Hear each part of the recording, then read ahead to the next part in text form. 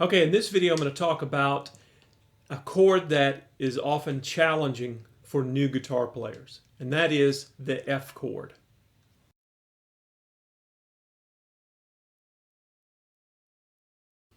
If you like this video, please give it a thumbs up and also subscribe to my channel. And don't forget to click the bell icon so you'll be notified anytime I post new content.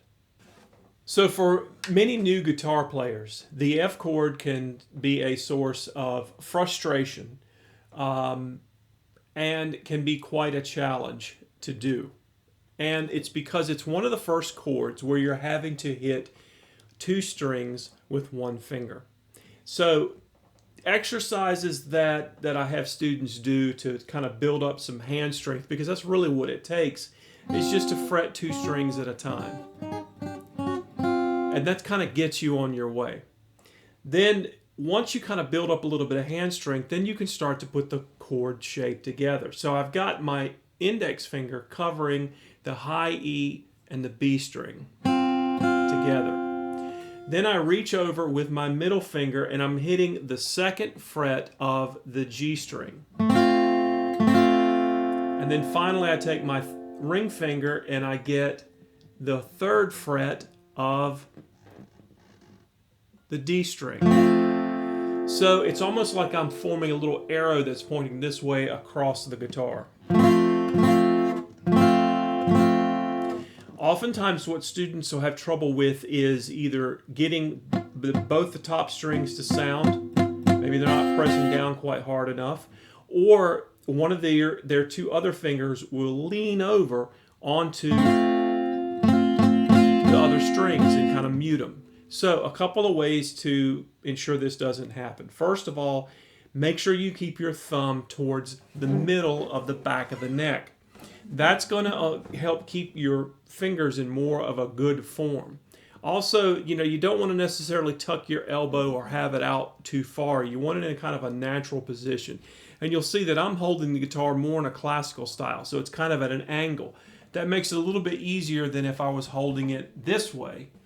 It just really depends on what you're comfortable with. And of course, when you're starting out, you want to have it as simple and comfortable as possible. Now, the other thing about this F chord is it is a bar chord, meaning that it can be slid up and down the neck. So I can take this shape and slide it up 1, 2 frets, and then I have a G chord, just like the open G chord. Now, the key thing to remember here is where the root notes are. And the root notes are the notes that give the chord its name. So here, the two F notes that I have an F right here, the 3rd fret on the D string, and on the high E string at the 1st fret. So whatever notes I'm playing with those two fingers, that's the key or the name of the chord. So when I slide up 2 frets, the 3rd fret of the high E string is a G. And so is the 5th fret of the D string. So that's how I know this is a G. If I slide up 2 more to the 5th fret, it becomes an A. So there I have F, G, and A right together. And that's a good exercise to help build up hand strength. You'll mostly feel this in the muscles related to the thumb and this part of the hand. You'll feel them start to get tired or cramping up as you're playing. But what it's doing is helping you build hand strength so that you can squeeze out these chords really easily. Now, the other thing is that you don't want to squeeze too hard. So you want to find that perfect point where you're squeezing just enough to get sound, but not so much that you're heavy-handed, because that can lead to fatigue too soon. So you always want to have just enough.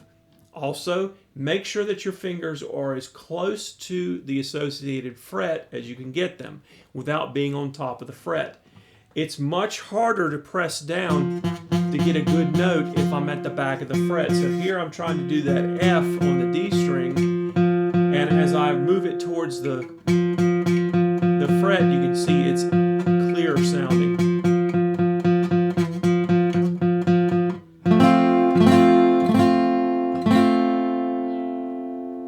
So that's the F chord shape.